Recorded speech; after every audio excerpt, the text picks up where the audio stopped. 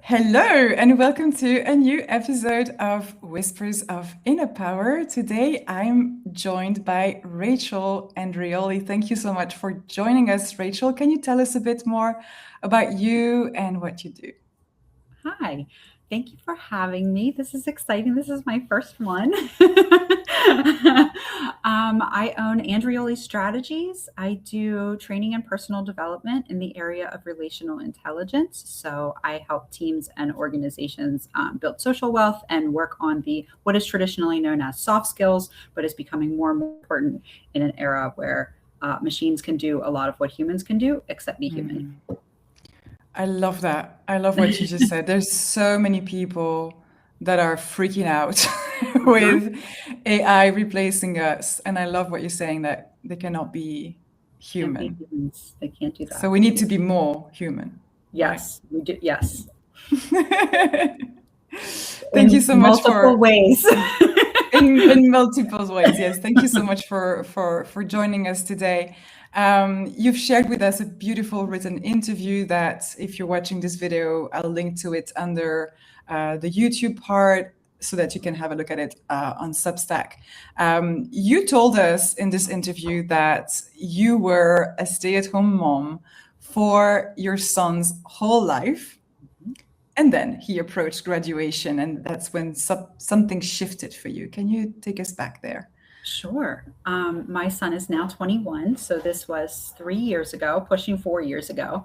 And I realized that at some point, I was going to have to do something different, become someone different. And I've bumbled around a lot in the last couple of years trying to figure out who that would be, but trying to figure out the through line um, from who I want to be to who I was.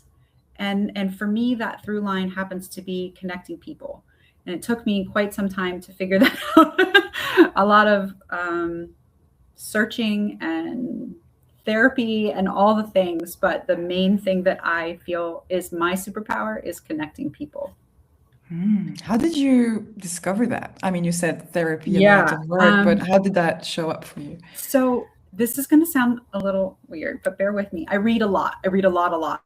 And I came across this guy. His name is Mike Foster. He has the primal questions, 7 primal questions. I don't know if you've ever heard of this, but his theory is that everyone is striving in their life to answer this one question, and there are 7 of them that you didn't get answered when you were younger. So they are, I don't know them all, but am I loved? Am I wanted? Am I safe? Am I secure? Do I have a purpose? Like things like that. And so we are always trying to get other people to answer that question with a yes for us. And so depending on what your question is how things pop up in your life. However, the opposite side of every question is a strength, a superpower. So mine is, am I wanted? And that fits very well into my life story. And so much so that I was like, oh, of course that's mine. But the flip side to am I wanted is you want everyone else to feel wanted. So you're a connector.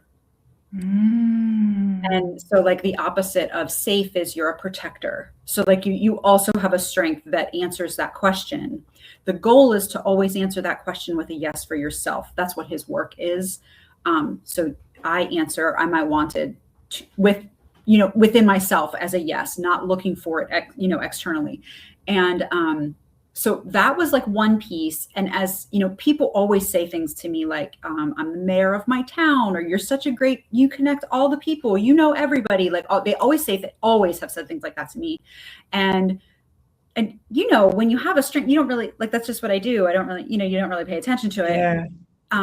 But when I saw that, and then I know you wanted to go into the other story, my 27 people story, but when those couple of things lined up, it was just like oh, this is what I do. Okay, I see it now. This is what I've always done. I've always been the social director in the neighborhood, the PTO mom, the person that's always bringing people together and creating events and hosting gatherings and all of those things, and coupling that with I've also been a barber for 23 years. So, Wow. so listening to my guys and standing behind a chair and learning how, those kind of communication things. And then my degree is in communication. So like putting all of those things together, it's just starting to kind of like click together for me. So that's kind of the short story of that. Oh, I love that. And I love how you frame it as a short story, because I understand it takes Right. years It's or years. decades It's years. to actually. I know. It's really amazing. I feel like this is really something that's starting to show up for me in my life as Okay. well. And Okay. I'm 42, Yep. but Yep. I'm the kind of person who's changed a lot direction in my work and the work that I do. Mhm. And I think it's interesting because the people who are the closest to me, for my husband, for instance, is like, I never know what you do because it changes every My two, husband says 3 the same years. thing. He says, I don't know how to tell people what you do. And it's like, but because I don't know, I evolve and I discover new skills and I discover new interest and curiosity, and I go very fast in learning those things.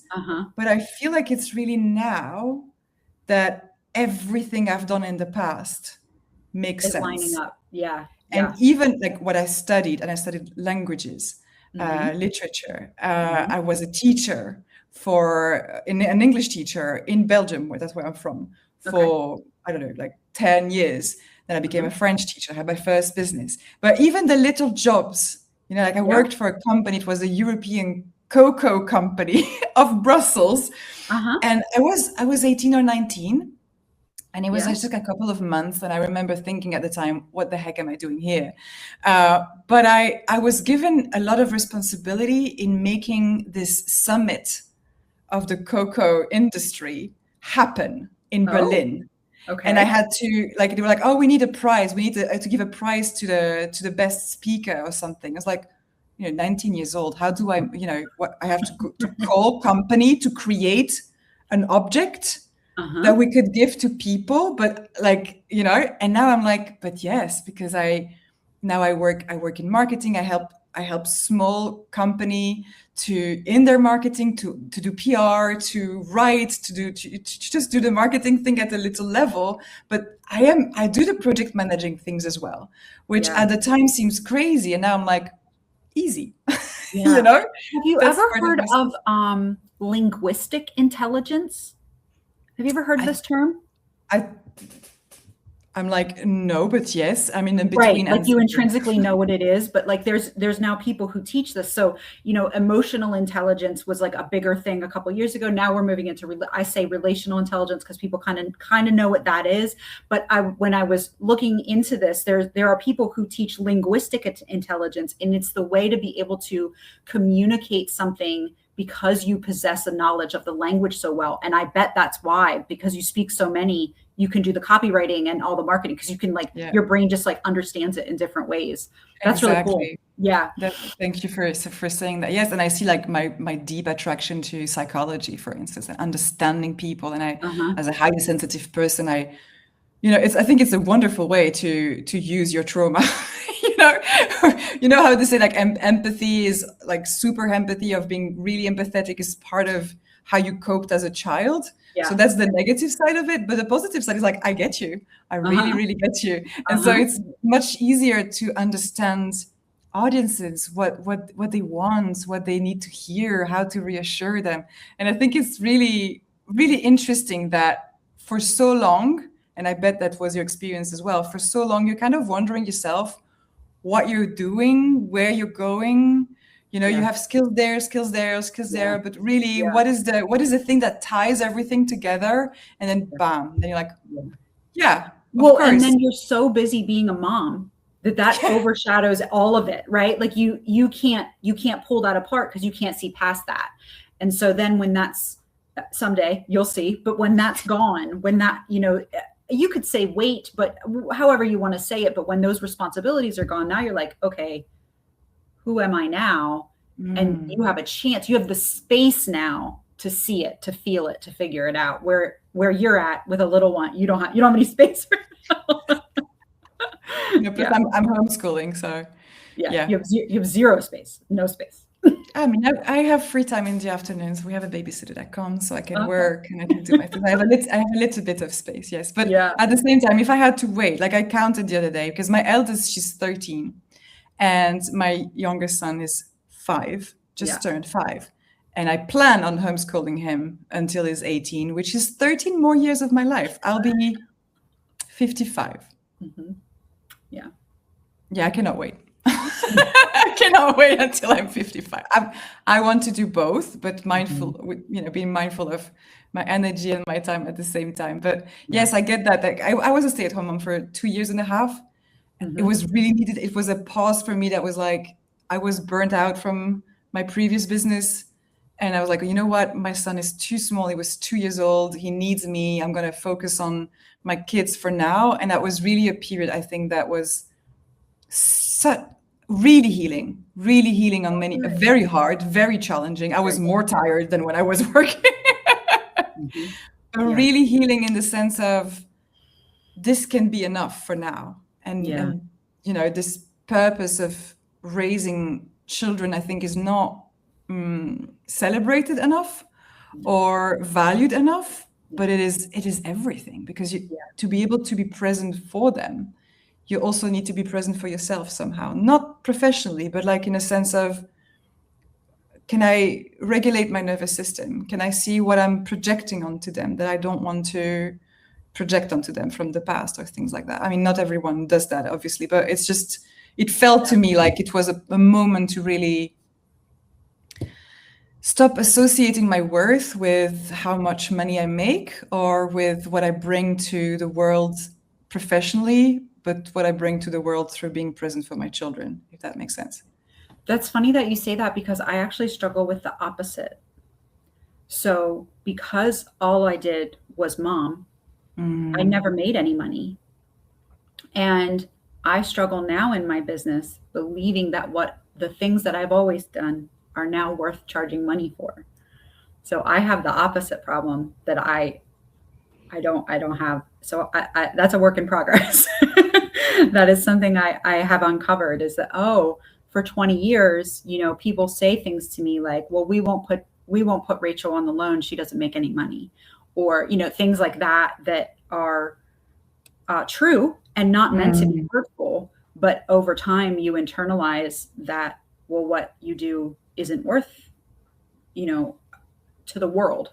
Never in my house. I never felt that at home, but always to the world, it feels like that. And so now trying to believe that is something. So I have the opposite side of what you experienced. I completely get it. It makes total sense. And yes, those things, like, especially when it's been part of your life for so long, it does stay in a part of you. And that kind of connects to something you've shared in the written interview. You said that when you're building a business, you're also building a new personality or identity. Yes.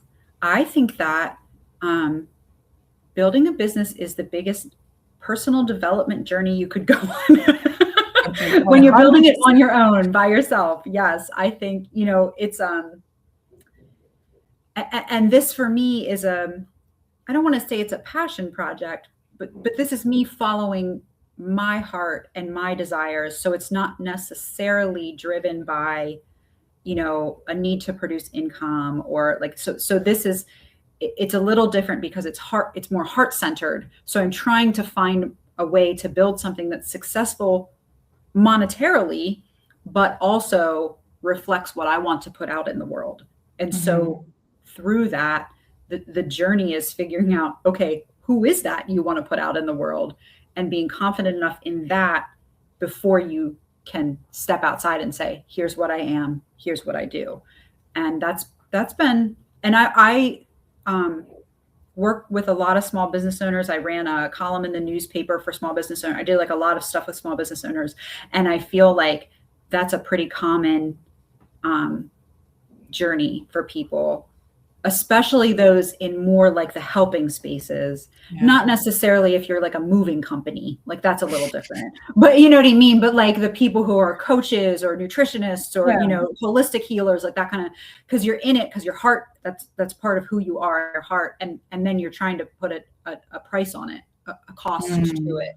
And that sometimes I think send especially women on a little bit of a Yeah, tailspin. and I think also because it's so close to who we are, what we really want to do, what matters to us, our values, our identity.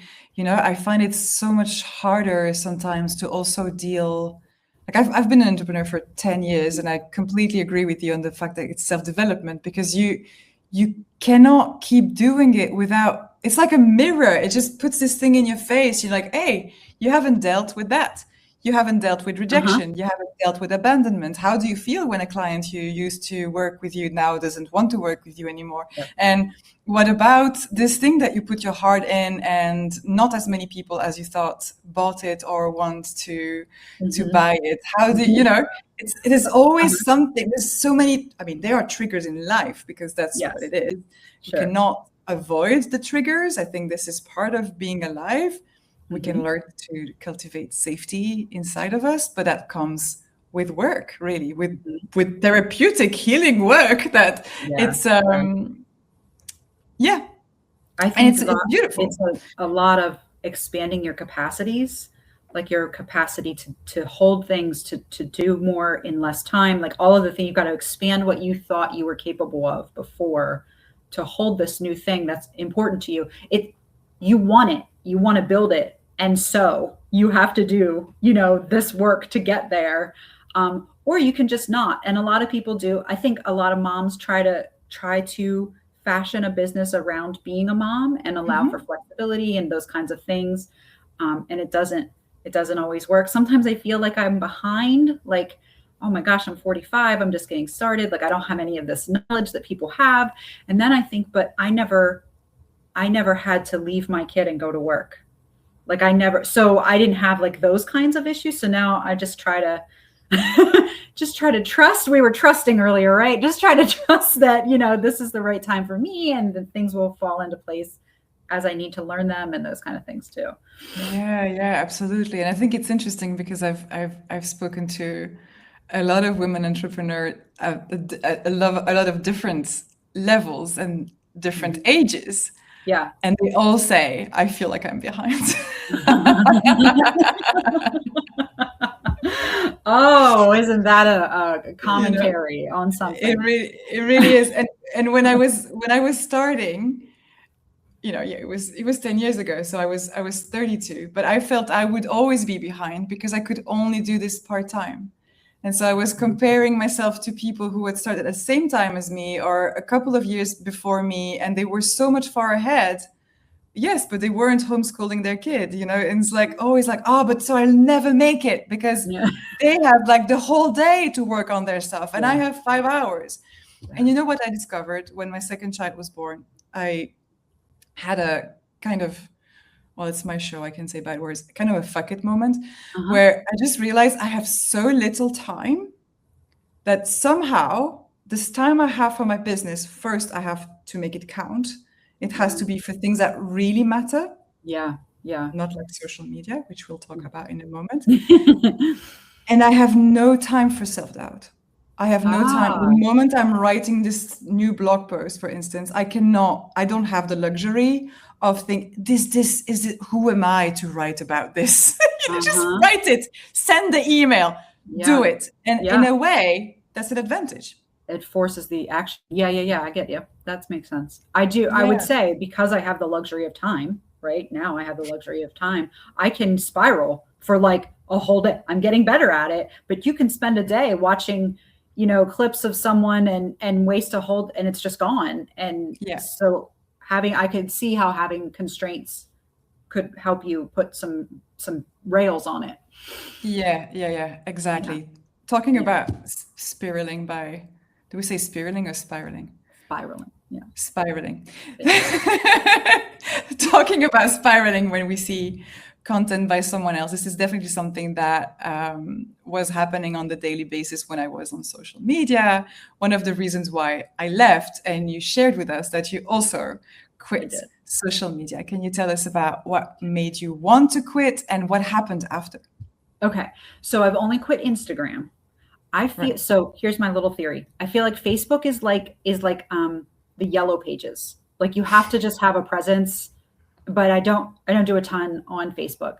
And then I find my strength is on LinkedIn because I feel like it's, you know, a more professional bent and I can read articles. There's not a whole lot of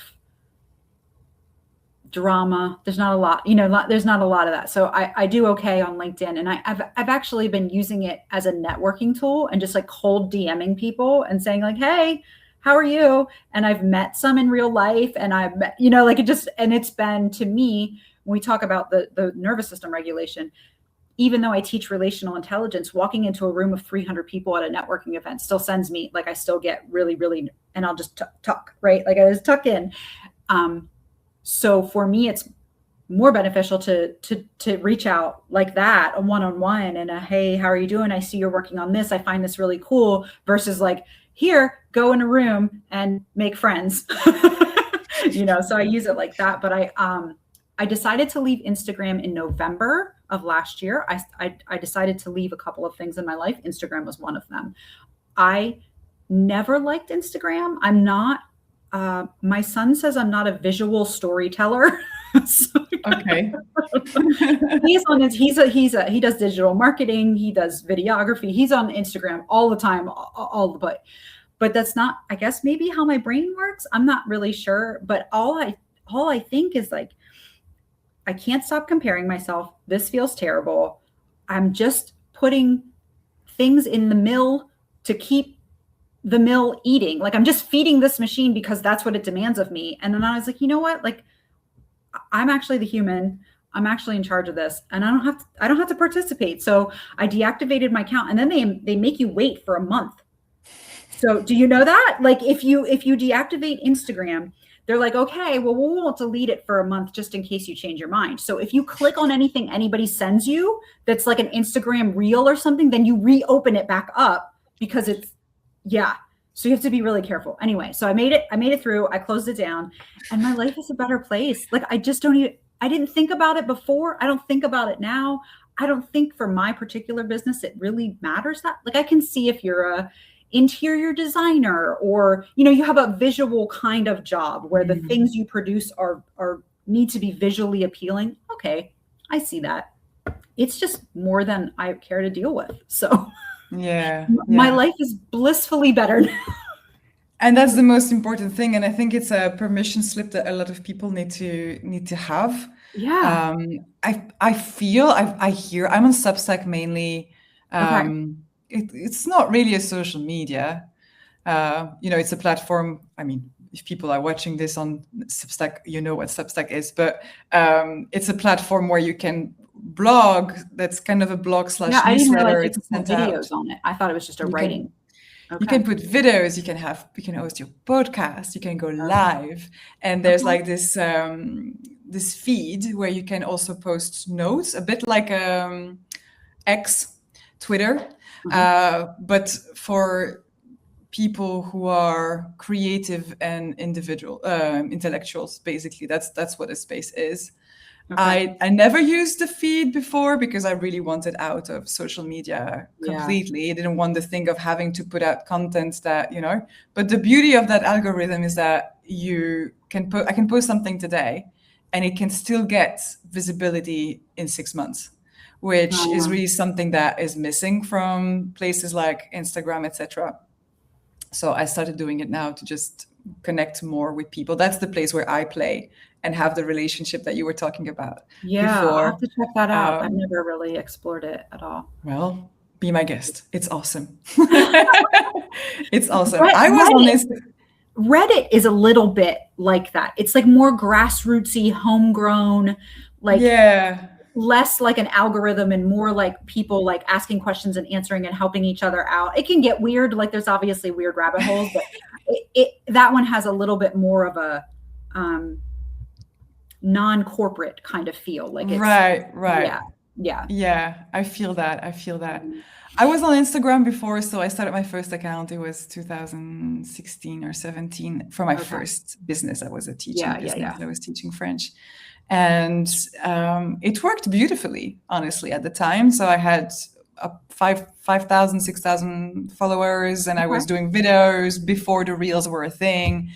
So before 2020, it was very creative for me to be on there, and I had a lot of clients from there as well.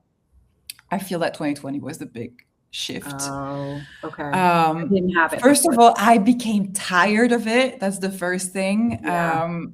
The algorithm completely changed, like completely. I went from like posting a video having 500, 600 views to having 5 views. Like, what happened? Wow. I didn't change overnight. It was the same kind of content, but people wouldn't see it. And you know, after, like, you don't want these numbers to weigh on you, but it does, because it's discouraging, you know. So that was one thing that was a problem. And then the other problem was just like, you know, I kept telling myself, I'm going to post and I'm going to be out, and that's it. And I won't spend more time. I can never do that, because I think that the place really became toxic for me. It became a place of, you know, all these people in the similar industries as you, but then with maybe a marketing team, or maybe, you know, a bigger whatever, not a bigger following, but also a messaging that was very triggering for me. That's like, I have a secret, you don't know it, you want it, buy my stuff. I work in the same industry as you. What secret do you have that I don't have? You know, like, there's no secret. Like, what do you mean secret? What, you know? And I was like triggered into self-doubt, and I would spend then, you know, 2-3 hours per day trying to regulate myself so I could go back to actually producing something that would last. And I was just discussing this before. I was in a coaching session before with a client. I was telling her, you know, I quit in February 2024. So it's about 2 years. My life is so much better, just like yours. I feel like, you know, I live in a bubble of, I like to say, to build a business like a home, you know. I feel like it's comfy. And I write, and I connect with people, and I have my cup of tea, and I do things I love to do. And that's it, you know. That's it. I still, you know, of course, I read the news sometimes. I read my emails. I'm in connection with people in this way. But there's no external factor telling me you're not enough. I have a better life. I have better knowledge. I have, you know, I don't need to know. You do. Or also giving you things to worry about. Yeah. Like, I feel like that's what happens a lot. You know, people, things you never would have known of otherwise are now huge and in your world, and you're worried about something going on in a place that has nothing to do with you, and you can't make a change there.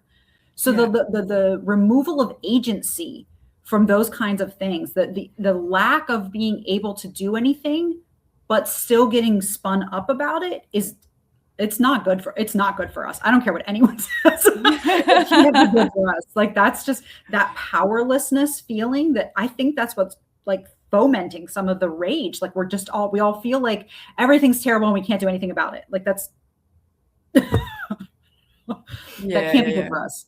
Yeah. Absolutely. But so for me, I quit everything. I'm not on Facebook. I'm not on Instagram. Good I'm for not you. on LinkedIn. Okay. I mean, you can see my accounts on LinkedIn, so you can see what I do. Yeah. I plan on making like 3 posts where you have a direction of the things I do for you. That's it. Okay. I tried to interact there a little bit in the beginning of this version of my business. I also felt like, I don't know, I felt like I was in a networking room. I felt like everyone was like, I do this. And I'm like, I don't want to do anything. Let's just like have a great day, guys. Like, you know, fine. Yeah. Well, and now it's all, especially for you, like now it's all AI. Like, you can just tell everybody, just put it in ChatGPT, and it's like, why do I waste my time on this? Like, I'm not even reading this. So yeah, there's that piece of it too. I do exactly. Yeah. So for me, my way of networking is what we're doing now. It's just, people recommend other people. I have this interview series. Yeah. I connect with people through email. So I check up on people. We've had conversations before. If I see a newsletter that touches me in some way, I answer back. But it's part of my routine. I do answer back. And then we have relationships that emerge naturally, or they don't. And it's fine. And this is really my way of growing my community around what I do. You have to be really, you have to be really intentional to do it that way. And I think the other part is social media. It's easy. It doesn't ask anything of you, right? It doesn't ask anything. It doesn't have you keeping track or making, like, oh, this person would love this newsletter. Let me send it to them. Like that takes something, and I don't know. A lot of people don't want to. So what do they say? The extra mile is always very empty. Yeah, and that's why there's not a lot of competition there. Being human and doing the thing that not a lot of people are. See? Strategy here. Who does that? Answering to a newsletter or recommending a newsletter to someone else? Me. I do that. Yeah. I do too. Talking about bringing people together is the last thing I wanted to discuss with you, but it's so powerful. You shared with us this beautiful moment in your story where you received a photo of 27 neighbors at a trivia night that you helped create. And you weren't even there. Talk about bringing people together. Tell us more about that, please. So on my bucket list for last year was to start a community group where the only point was to meet your neighbors. That's the only mission of my group. And so I started it our anniversary 1 year is this weekend. And I had this feeling, everybody says we're so lonely, we're so isolated, nobody wants to leave their house, nobody wants to put down their phones. Like all of this talk is like going in the ether, right? Like you hear all these things. And I kept thinking like, this can't actually be true. Like, I don't actually believe that. I think that people want to know other people. I really do. So I'm going to run this experiment. So I started this, it is Facebook. It's a Facebook group. And, it is, I think we have like 400 members now, and we live in a tiny little town. Like it's a tiny little town.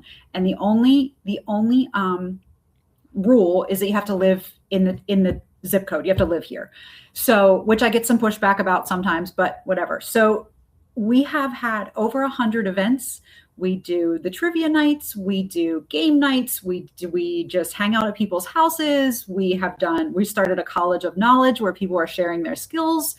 It has just been the most remarkable testament to how much people are craving connection from the people who are around them. That when I got that picture, so that I think was like July, I got that picture, 27 people who didn't know each other 3 months before that were sitting together at a local restaurant, because we try to support local businesses, and having trivia night and sending me pictures. Like it still makes my heart, you can tell. It still makes my heart full. Like I have tears coming in my, it's like, so beautiful. It is just, I don't believe that we can't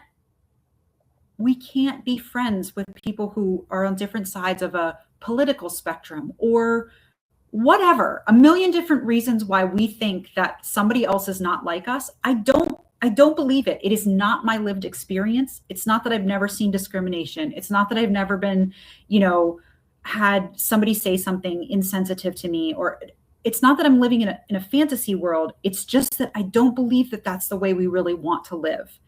And so while I have 400 members, like probably maybe 10 to 20% regularly show up at things. I mean, there's book clubs, we go on like adventures, and we try new things and go new places together.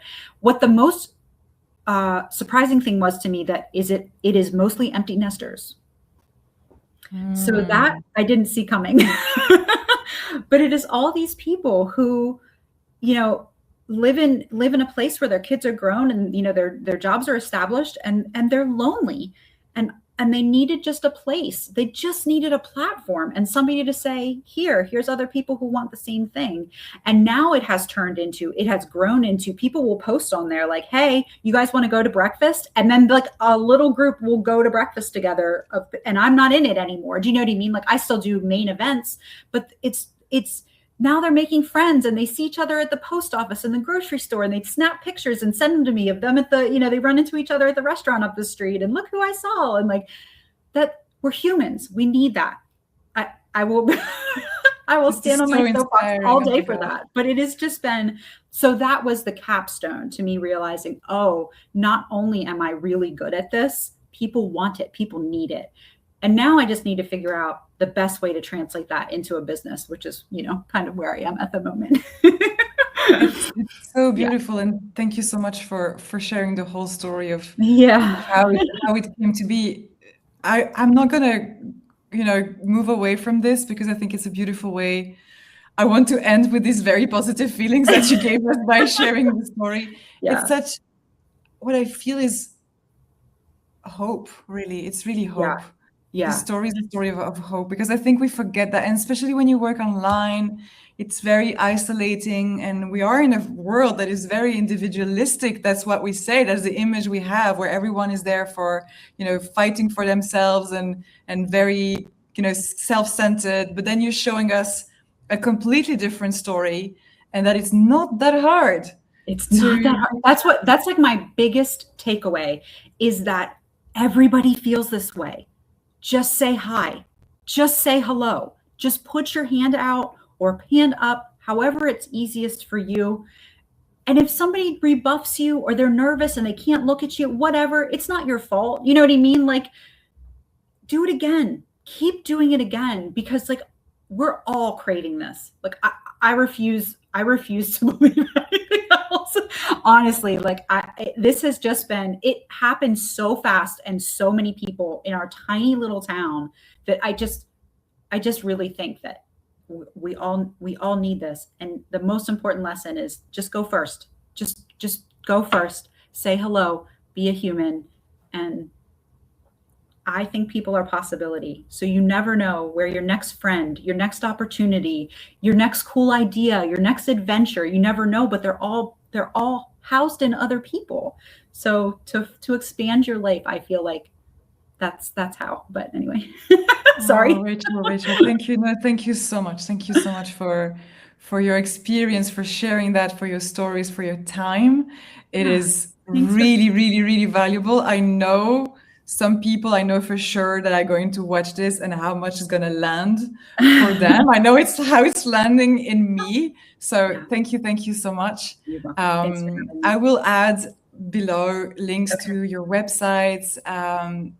Anything you want to share, we put it in there so people can find you and enter your world as well. Thank you so much. And until next time.